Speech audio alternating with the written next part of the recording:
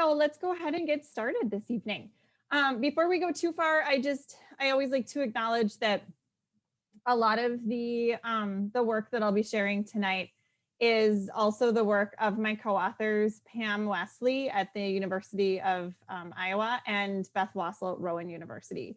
And the three of us work very closely together on particularly on helping teachers at all different levels, from teachers who are working with kindergartners to teachers who are working with adults on integrating more complex topics into taking a more critical stance to teaching languages, integrating topics of social justice into their classes, and just taking an entire stance to teaching languages that comes from social justice education. And so I want to share that some of the things that you'll be seeing tonight are also the work of Pam and Beth. Before we go too far, I like to always talk a little bit about positionality. And in my own position, I think it's really important to look inward as educators first to think about how our own positionality affects the way that we approach topics in the classroom, the way that we approach our students in the classroom. I'm acutely aware of the privilege that I have as a woman who has grown up in a middle class to upper middle class home. I've been able to receive a formal education, and that's had a huge influence on my own positionality. And then in addition to that, on top of that, the other aspects of privilege that we think about in terms of sexuality, in terms of gender, in terms of being able-bodied, all of those different aspects of our identities. And that really does have a huge impact on what we do as educators. And so starting first with ourselves is going to be really important. And also, before we go too much further, I want to acknowledge I live in Fargo, North Dakota, and work across the border in Minnesota, and want to acknowledge that I live and work on the land of the Cheyenne and the Dakota. So I think it's good to always start with how we define social justice education. And one of there are many definitions out there. But one of the definitions that Pam and Beth and I like and we use regularly is from Sonia Nieto. We like her work she does a lot with critical pedagogy, with literacy education. And she talks about how social justice education is a philosophy, an approach, and actions that embody treating all people with fairness, respect, dignity, and generosity. And on the surface, this seems fairly obvious, right? And this seems like a pretty simple definition.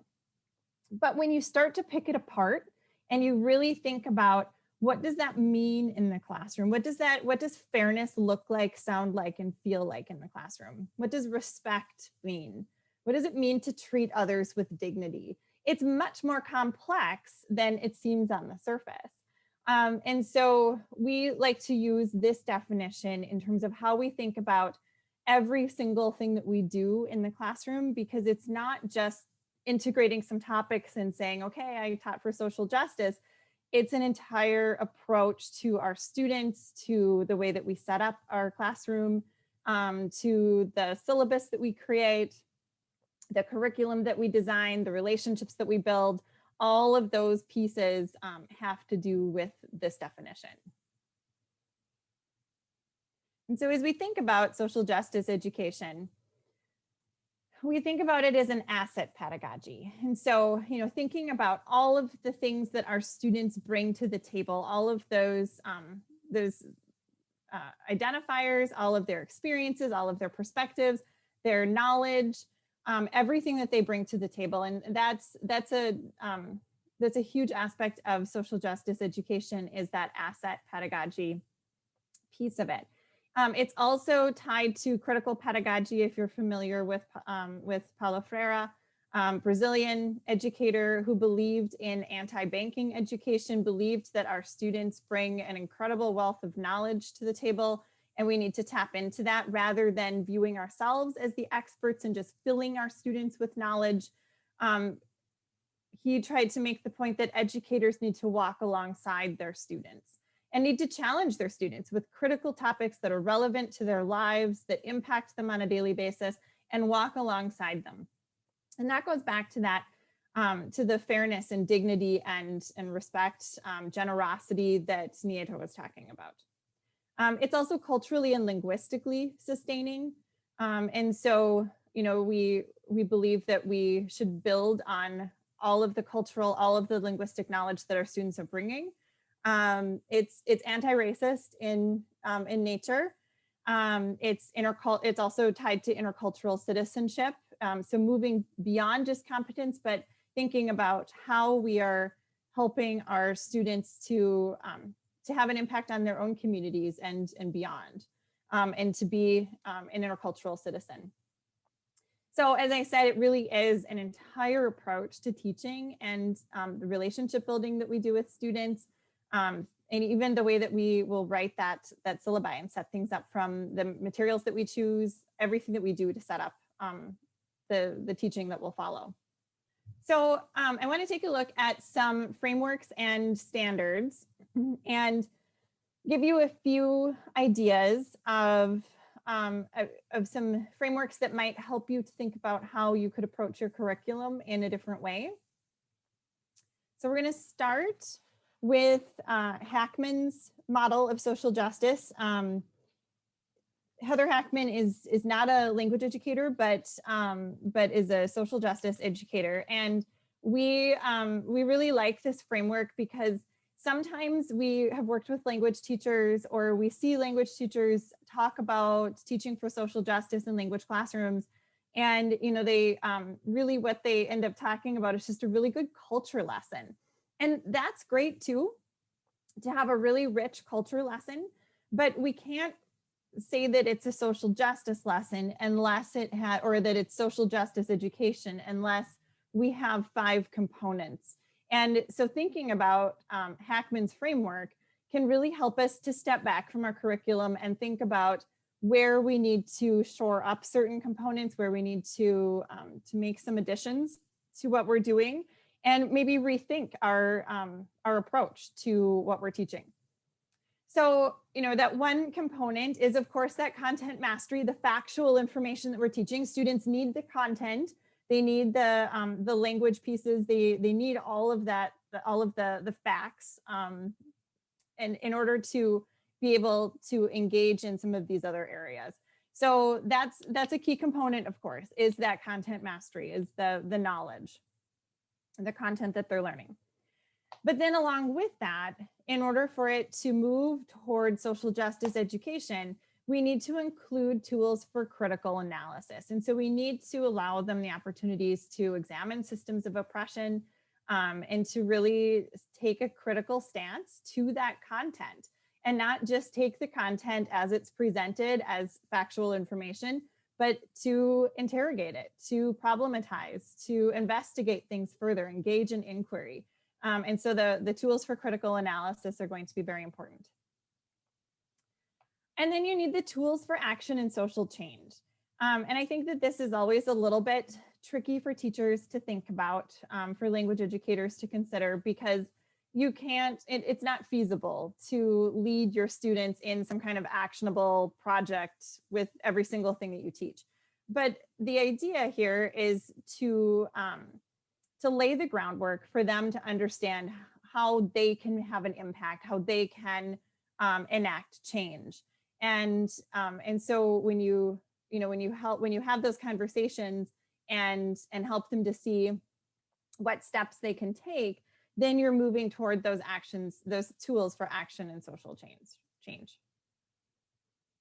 They also need time to engage in personal reflection on the topic, especially when you are dealing with more complex topics. They need an opportunity to reflect on how, and how they experience that topic, on how they perceive it, to be able to share their feelings, and really step back and think about how their perceptions may have changed from the beginning to the end of the lesson or the unit that you're teaching. And so giving that personal reflection time is very important. And oftentimes that'll take place outside of the classroom, but building in those experiences will be very important. And those can be done, you know, in the target language or in the student's first language. And then surrounding all of this, those are the multicultural group dynamics. And so that's where, when I talked about earlier about how important it is to think about social justice education as an entire approach to how we're building relationships, how we're setting up the classroom, creating community among our students, because if we're engaging in complex topics with our students, we have to create a space where they feel safe, where they feel comfortable taking risks, where they feel safe expressing their opinion and sharing their perspectives and experiences. And so really thinking about how we're building those multicultural group dynamics so that all of these pieces can be involved, that's going to be really important. That ties everything together. Okay, so this is not really a framework per se, but it can be used, the social justice standards can be used to really help to push your thinking forward about how you can take what you're already doing and maybe dig into it in a different way, from a different angle, dig a little bit deeper. And often we find with these social justice standards, we do a lot of these things already in the language classroom. And so it helps us to be more intentional about the things that we're doing. So there are 4 domains: identity, which we do a lot of in the language classroom with students, diversity, justice, and the action piece again. That action piece has to be present for the social justice education component. So here are just a few examples. So there are 5 standards under each domain. And you can go to Teaching Tolerance or just Google Teaching Tolerance Social Justice Standards, and a PDF will pop up for you. And I think every single time that we present this to language teachers, it really does help them to dig into what they're doing in a much different way, and to go about it with more intentionality. So I think that you would find that really useful. So with this identity, one example of the identity standards, students will recognize traits of the dominant culture, their home culture, and other cultures, and understand how they negotiate their own identity in multiple spaces. Well, that's something that we already do a lot of, but maybe if we integrate this standard and we put this in the forefront, maybe we'll think about how to approach this in a little bit different way. And maybe this will help us to be more effective about how we go about this. And if you do use the World Readiness Standards and look at those at all, this one ties in really nicely with the World Readiness Standards. I know not everybody uses those, but I just wanted to mention that in case you do.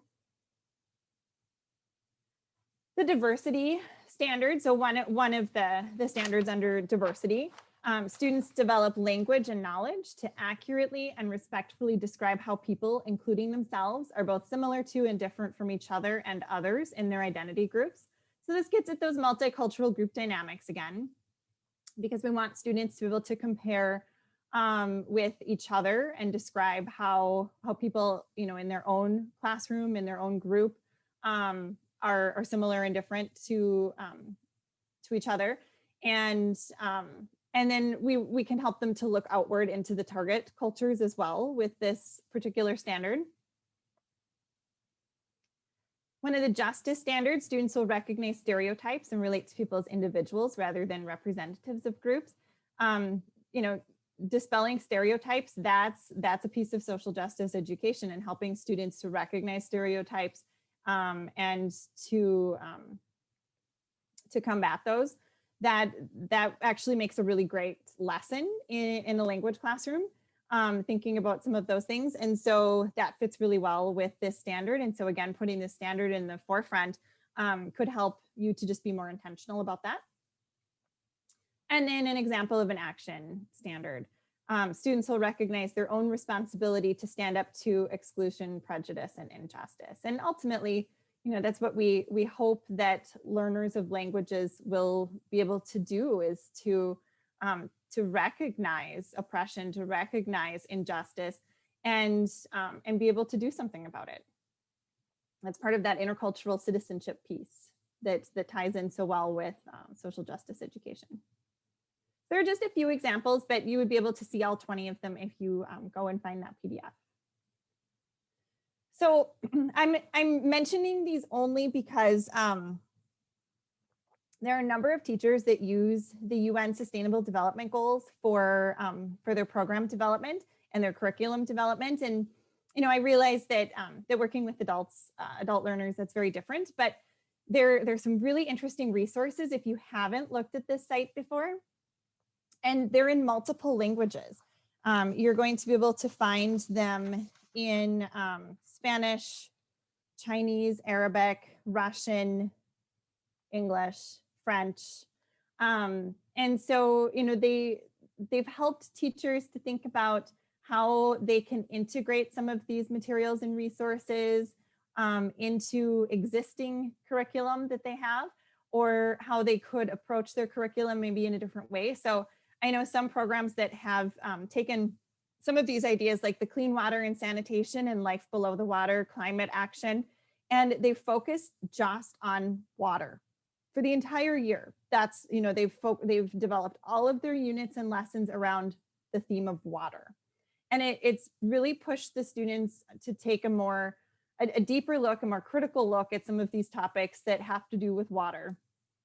And there are some really interesting resources that you can find on the site. So I want to just mention it again, it's not a framework. There are just some goals and ideas here that could be useful for you, even working with older learners. And they talk about how this serves as a global blueprint for dignity, peace, and prosperity for people on the planet now and in the future. So again, there are just some interesting ideas that you might find here. And I pulled one example of one of the infographics. And then the fourth thing that I want to talk about in terms of just like providing some structure and framework and a foundation for our work, before we take a pause, and I'll see if there are any questions. We think about the 3 Ps and culture, and we can use that as a jumping off point as well. And so you have your products, practices, and perspectives, right? And so if we approach the 3 Ps through a lens of social justice and take a more critical stance to the 3 Ps, that allows us to think about products in terms of issues that focus on access to and relationship with tangible and intangible resources, or social justice issues that arise from how people interact with practices. And then finally, with perspectives, thinking about social justice issues that stem from attitudes and values that people have in various groups. So if we think about these 3 Ps, and we even use this as our jumping off point, and we could even do some brainstorming. Oftentimes that's actually a really helpful exercise, is to just think about stepping back, taking a more critical stance to thinking about the products, practices, and perspectives of the cultures that we teach, and just do some brainstorming around it. And so think about a product that has to do with access to relationships with tangible and intangible resources. Brainstorm different practices that have to do with issues that arise from how people interact, and then brainstorm perspectives and see what you come up with, and then see where that fits into existing units and how you could use that as the foundation to maybe build your unit and your curriculum in a different way. So one of the questions is, can you give some examples of tools that we can provide to adult learners? Mm-hmm. And I think most of the people in this group are either people who are managing members of the Department of Defense or teaching the Department of Defense. So if you could speak to that for social justice action. Yeah, that is a really good question. And it really, Anka, that depends on, the units or the lessons that you're teaching, where you could see, where you could fit that social justice or the tools for action and social change, where that fits in. And, and you're right, with adult learners, especially, largely military learners, that is going to look very, very different. But, if they're engaging in other cultures, in other places, thinking about, what steps they can take where they could have a positive impact on the communities in which they're placed or where they're working. That could be one way to think about it. Like I said, it is going to be somewhat dependent on what the topics are that you're teaching and they're learning about. But in terms of military, I guess that's where my mind would go in thinking about wherever they're stationed, wherever they're placed, what kinds of steps can they take? And that's where the 3 Ps will probably come into play and intercultural competence will come into play. In order to really be able to engage positively with the community wherever they are working. And how could they have a positive impact? What are some possible steps there? That would be one way to think about it. If people have other ideas, though, put them in the chat. Absolutely. So let's talk about some entry points in the curriculum. So in terms of entry points, there are a few specific things that we think about. One is vocabulary. So looking, and I'll show you an example. So looking at a vocabulary list and taking a really critical look at it and asking yourself some questions like, does this impart particular values? Does this situate students or the target culture in a particular socioeconomic status? Does it reinforce stereotypes that students might have about the culture? And how could it be more than just a vocab list that students just, memorize the vocab, regurgitate the vocab? How could we use it even as a jumping off point to build something more in the curriculum or in lessons that allows us to do something more with that vocabulary and something more meaningful and again, allow students to take a more critical stance with it. We can also examine the texts that we're using. So, for some languages, there might be a little bit of a white gaze or saviorism taking place. We see that often in French and Spanish texts that we look at in particular, but you might see some things in some other ones that again reinforce stereotypes or some things that you could problematize with students. And so I wouldn't say necessarily throw it out, but help students to examine it and interrogate it.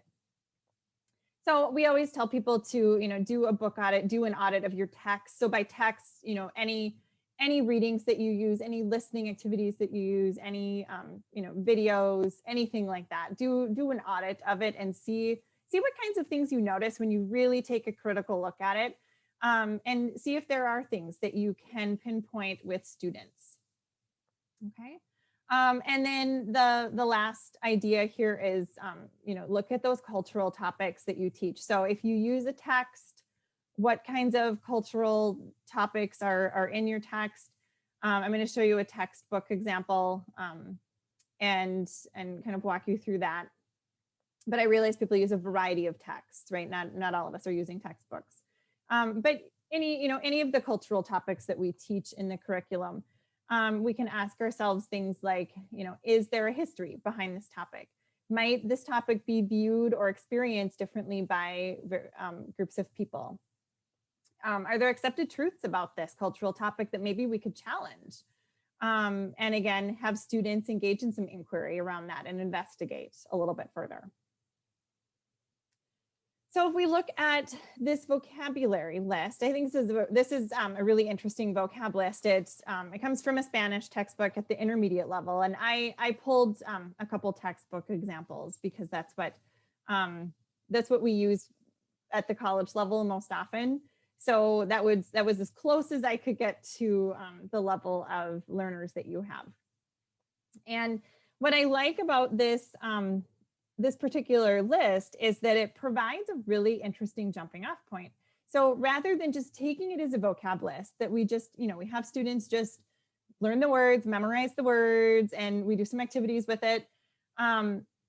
We could use this to think about some jumping off points for developing activities in our curriculum. So, if we look at some of that vocab, like censorship, to oppress, to struggle, to fight, to donate, demand, treatment, these are some really interesting words. So if we take, censorship, for example, if we just take that vocab word, we can ask ourselves some things like, do various groups in the target culture from different socioeconomic backgrounds or different ethnic backgrounds, do they experience censorship in different ways?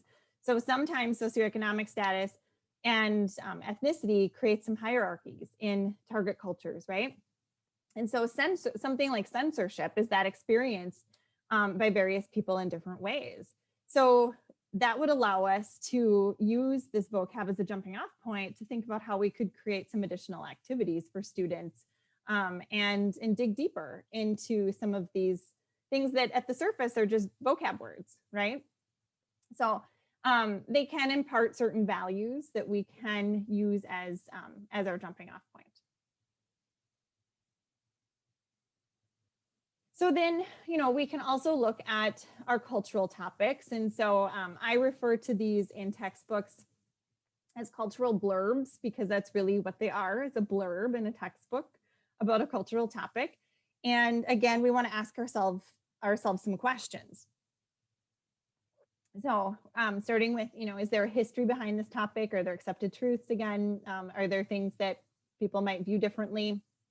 And so I pulled this example. This is actually from a novice level textbook, and from the textbook that I use when I teach German at Concordia. And so this one is all about coffee houses in Vienna. Really good cultural topic, an important cultural topic, because there is a lot of tradition around that. And in the short little blurb that's in the target language, it talks about this special language that should be used when people are in the coffee house. But then it also mentions things like, like a little cafe that you stand at and have something to drink, like where you can go and get some pastries. And then it also mentions Starbucks. And there are all sorts of values around Starbucks too that you can talk about as well. I often will use that to have my students practice the 3 Ps. And I'm very open with my students about the 3 Ps when I teach German, for example. And so I have them, practice looking at something and figuring out what are the products, what are the practices, and what are those underlying values, perspectives. And so even just using Starbucks as, as practice for them, they oftentimes will come to the realization, even things like saying I'm a barista at Starbucks has a totally different value to it than saying I work at McDonald's, right? And people look at that differently when you say I'm a barista at Starbucks. And again, there's that special language that's used. And so we can use some of those things in students' own culture to help them then take a more critical look at things in other cultures. But that aside, I wanted to show you the picture more closely. And, I often will ask students to take a look at the picture. What does this room look like? Does this situate people within a certain socioeconomic status? What are people wearing? Would everybody feel comfortable here? Right? And so there is this idea of tradition around this one. But then we can ask ourselves some questions like, what about immigrants? There was a great influx of immigrants in German-speaking countries. And so where did they go to maintain tradition? Where did they go to drink tea and coffee and keep their language and culture alive with each other? And so it provides, again, some jumping off points for us to take a deeper look at culture and a more complete look at the target cultures, right? So again, another jumping off point has to do with current events that are, close to home and also in our target cultures. So, we used to, I'll be completely honest, we used to provide more options than what we currently provide when we talk about this with teachers. And so we used to say, one option would be not to bring it into the classroom at all. But we've been feeling more and more like that's just not an option anymore, that there are certain current events taking place that I don't know that we have the luxury of just ignoring anymore, with both, in terms of both the target cultures and in our own culture in the United States. And so, thinking about some of that, we provide some other options instead. I suppose that option does still exist if it's something that you don't feel like you could bring into your classroom space, but we'd like to encourage you to think about some other options instead. So first, maybe contextualizing the current event within the international community, looking at others' reactions, look at parallel experiences. So if it's a current event that happened here in the United States, then you could look at parallel experiences in the target cultures. Another option is you can share your own personal views and experiences if you feel comfortable doing so. Some teachers don't, and so again, it's just an option, but if it's something you feel like you could do, that may then open the door for students to share some of theirs as well. Another option is to just serve as the role of facilitator for students to be able to discuss it, and you don't share any of your own personal views and experiences. And so with that, with that option of serving as a facilitator, we also think about it as sort of going up to the balcony and just observing and helping students to keep the conversation going, but really you're in that observer role. And you let students kind of run with it. And then of course, an option is to combine all of those things. It just depends on the current event and also your particular level of comfort. So there are a wide variety of activities that you can do with current events in order to use those as jumping off points for your lessons. And we, around when it comes to using images, there are a lot of activities you can do. Some people will use describe, interpret, evaluate. Some people will use see, think, wonder. There are all sorts of visual literacy activities that you can use, even with more advanced students that just provide a really nice starting point for digging into the topic, and then you can build from there with additional text, more complex activities. But one thing that we always want to caution people on when it comes to using images is to choose your images really carefully so that you are avoiding perpetuating any stereotypes. You want to balance drawing attention to issues with stories of hope and action and change. Sometimes it's really easy, I think, when teachers, start to take a more critical approach to teaching languages, that they're continually drawing attention to issues in the target cultures. And that creates more of a problem in terms of the learners feeling sorry for groups of people. And we want to avoid that. We want to help them build empathy, but we also want them to see stories of hope and action, because actually there are a lot of stories of action and social change and hope in various countries where people are advocating for themselves and are engaged in some pretty significant action. And so we want to make sure we have a nice balance. So I always talk about looking for the change makers, the disruptors, as I like to call them, the helpers, the advocates. Make sure that you're telling a wide variety of stories through the images and the text that you're choosing. So if we think about this topic of demonstrations and protests, which is recent in our current events and our news, again, thinking about parallel experiences, I could use this as a starting point. So I pulled an image from our news last week from NBC, and then we can pull parallel experiences. I just pulled a couple examples, but you could pull parallel experiences and images from target cultures of the language that you teach. And students can ask, you can have students investigate and ask some questions around, what's similar, what's different, why is this protest or demonstration taking place? And in actuality, with this example, it has to do with, they all have to do with government and elections and that kind of idea. So, thinking about using that as a starting point, you can pull some really interesting images and help students to dig into those. And then from there, you can contextualize it in the international community. And so, it's very easy to be able to do that with certain current events that take place, like the one from last week, the insurrection at the Capitol. And so that's, it's very easy to find things in the international community to see how others are examining this and experiencing this same topic from another perspective. So that would be maybe a next step. And then some other ideas, in terms of setting the stage. You can, if you have novices, you can use some sentence frames. You can provide some more scaffolding for them to help them make sense of what they're seeing or what they're reading. Maybe you're pulling some social media feed in the target language and having students do some short readings around that. That can be really powerful. But some sentence frames to scaffold if necessary, depending on the proficiency level of your learners.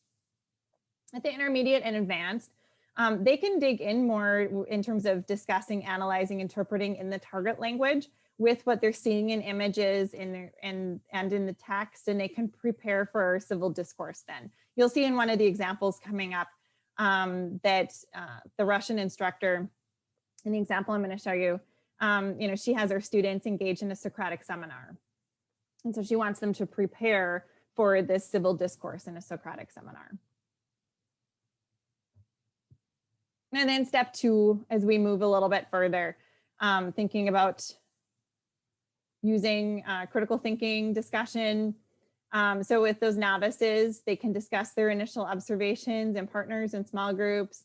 If you need to, you can teach them some gambits to help to scaffold the language.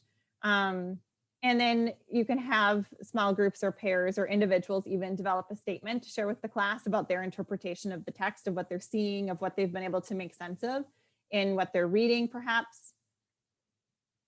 And then at the intermediate or advanced level, they could perhaps respond to viewpoints as if they were responding on social media. They could justify agreement or disagreement. They're able to rephrase main points succinctly at that proficiency level. They can make an argument. There are all sorts of options at that point for them to engage in more critical thinking and discussion on the topic. And of course, we want to also remember that we should be unearthing products, practices, and perspectives, underlying the images, underlying the text. So going back to those things that we talked about before with the 3 Ps. And then step 3 is we're thinking about some of these current events. We can think about some extension activities. Our learners, especially older learners, are able to engage in more research, more inquiry projects. They can engage in more dialogue, debate with each other on topics. And again, they could identify some meaningful changes that could impact their own work. And, especially as we're thinking about military folks, for example, there could be some, as they're engaging in some of these topics, thinking about these current events, thinking about how these current events impact target cultures as well, places where they might work, the work that they do in general. What are some changes that could take place in their own work that could impact what they do, or communities in which they work? Are there some steps towards action that we could take at that point and think about? Okay. So, and I also want to mention, I'm not going to spend a lot of time on critical moments. We could have an entire session just on critical moments that arise in the classroom when we're teaching more complex topics.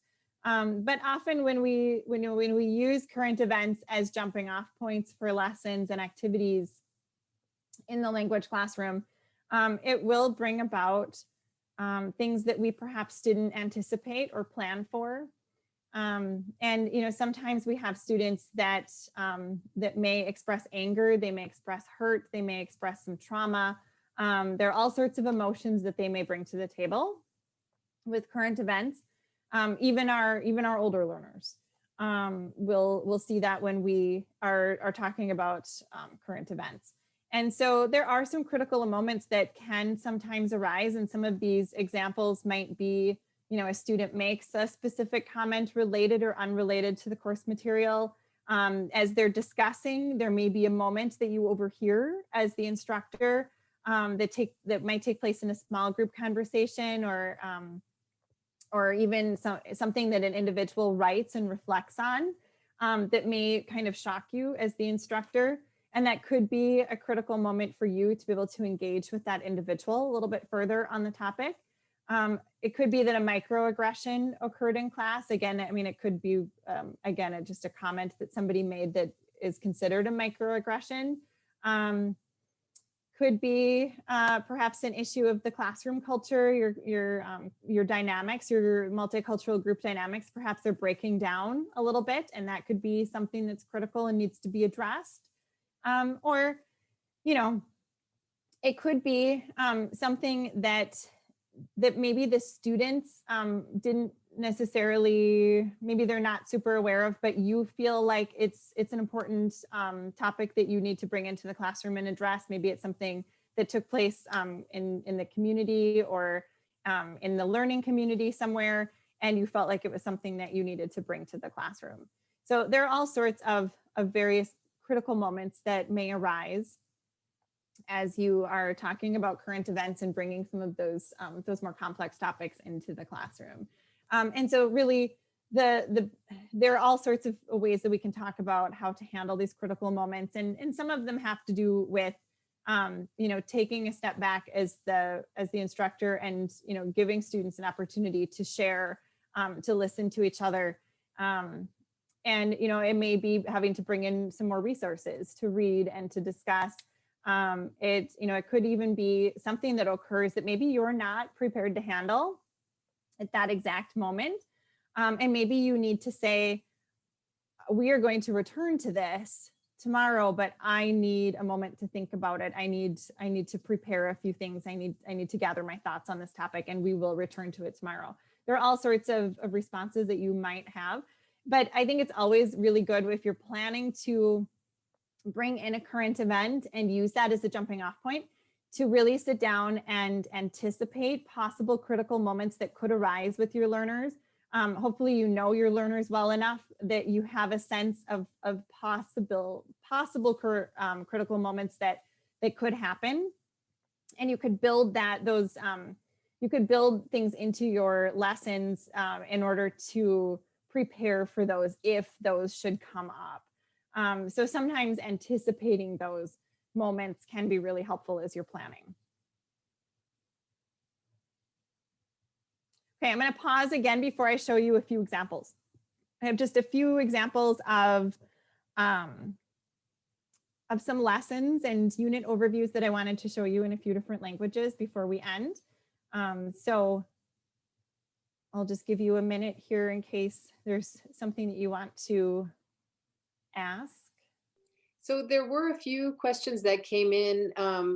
I think it was right after you'd finished with the sort of more theoretical introduction, and people wanted like some more kind of tools and particular teaching techniques for achieving social justice. So I'll ask you to elaborate a little bit on that. But before we do that, there's like a little bit more theoretical question, which is, can you speak a little bit about the difference between cross-cultural awareness, like what we typically think of as we're supposed to be teaching along with language, and then social justice or social change? Yeah, I think cross-cultural awareness is exactly exactly what it sounds like, right? It's that awareness of others. It's the awareness of the difference between cultures, and social justice is much different than that. Cross-cultural awareness is part of it, right? But social justice education really asks us to help students to unearth inequities, to really take a close look at oppression, to be able to identify oppression, to be able to, if they have been oppressed, it's our job then as the instructor to help them to learn how to advocate for themselves, to empower them. And we do that kind of empowerment through the types of lessons that we're planning. So, you know, going back to what I talked about before with anti-banking education, really looking at our learners as human beings that come to us full of knowledge, full of expertise, full of experiences, and tapping into that, and not viewing ourselves as the experts, but viewing our students as experts too. And so being open to the idea that they know a lot about topics as well. And they may be lacking some of the language skills to be able to get at some of that, and we can help to scaffold those pieces, but providing opportunities for them to show what they know, what they're able to do, to be able to share their experiences, to be able to articulate their opinions. That's how we start to empower our students. And it allows us as the instructor to learn as much from them as they're learning from us. And that's that idea of really walking alongside them in the process. And, providing them with topics that are really challenging, that will allow them to really examine things that are happening in communities close to home, things that impact their daily lives, that are meaningful and relevant to them, but that they can also then take what they've learned about themselves and about their own culture and be able to then take a deeper look at the target cultures. And so, and along with that, with social justice education, also thinking about how we may help students to look at a particular topic that we maybe know nothing about. And so not being afraid as the instructor to still present that topic and just be honest with your students and say, I know nothing about this. Let's learn about it together, And so, it's an entirely different approach to thinking about education. I'm looking at the time and I wonder if we should keep going and see what then pops up at the end. I want to be able to show some of those examples. Does that make sense? And maybe that will address some of those tools or ideas that people are looking for. And then we can see what's left. Okay. So I won't spend a lot of time on the examples so that that I leave us a few minutes at the end, but I really wanted to show you this Russian example. And, before I go too far with these teaching examples, I also want to just remind you that, these are all instructors too. And they, they're on their own journey of social justice education and becoming social justice educators. And everybody's at a different point on that continuum. And so these are not perfect. You'll probably look at these examples and think about, oh, I might do X, Y, or Z differently. And that's fine. So it's okay to take a critical look at these and know that they're not perfect. But this was developed by one of my students, Stevie, who actually works with adult speakers of Russian at the advanced level. She works with advanced learners. And what I wanted to point out is that she has some really interesting ideas in here. And so these are her goals. And, she wants to examine discriminatory sentiments of Russian political leaders. And so, this one's all about discrimination in Russia. And she wants to compare between Russia and the US, draw conclusions about similarities and differences, give examples of discriminatory acts in Russia. And then if we look at, her she used the social justice standards to drive this unit. And I think that really helped her to think about different activities that she could do with students at the advanced level. And then she also has these cultural pieces in here. And so, thinking about products to perspectives, using even this song, this product, Russia for Russians.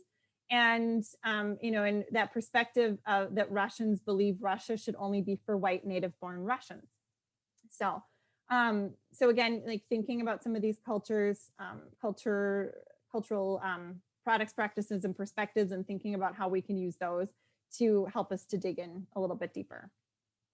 And then I just wanted to share a couple of her summative and formative assessments. I thought she had some really interesting ideas. So, she has things like conduct a Socratic seminar to analyze, synthesize, evaluate points of view presented in the text. This is one of her summative assessments. So this would be one of her interpersonal assessments. She has students writing and researching, giving a presentation. But I thought what was really interesting is that she has students organize a protest. And actually, even with adult learners, I thought that this was kind of an interesting task. And she thought that knowing her students, she thought that they might get pretty into it. And these are adult professionals that are using Russian for professional purposes, right? And but she thought it would just be a really meaningful, interesting way for them to be able to practice spoken Russian. So I thought that was kind of an interesting one that you could easily adapt to other proficiency levels and even different scenarios and units that you teach.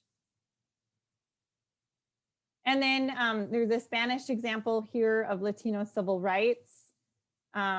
So, discussing what it means to be bicultural or bilingual. This was for the intermediate level, looking at civil rights cases. So looking at laws and US cases that have taken place. And again, using those social justice standards to help drive it. They're identifying figures, groups, and events in a variety of strategies and philosophies. And then that action piece where they're speaking up with courage and respect. And then, here she has them reading bios about Latinos who have affected change, choosing an issue significant to the Latino community and writing a formal letter, choosing a civil rights case to examine further and explain why the case was significant. I thought that these were really interesting assessments. And then just a couple more.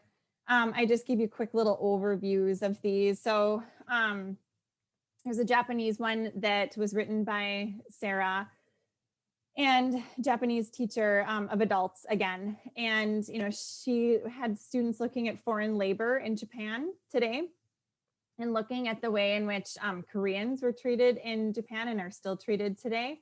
And then, thinking about why people immigrate and how countries have this responsibility to their laborers, regardless of nationality. And then of course, the Syrian refugee crisis. And Asma wrote that one.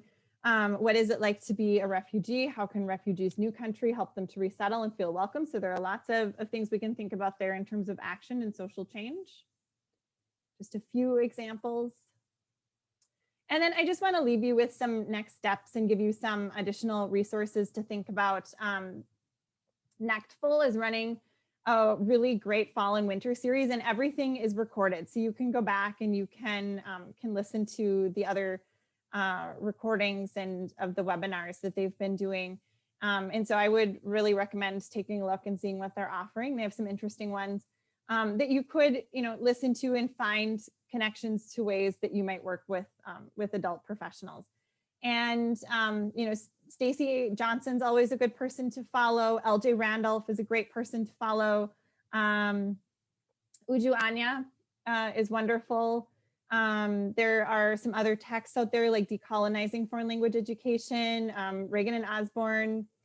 They've written a number of books about social justice, education, and world language.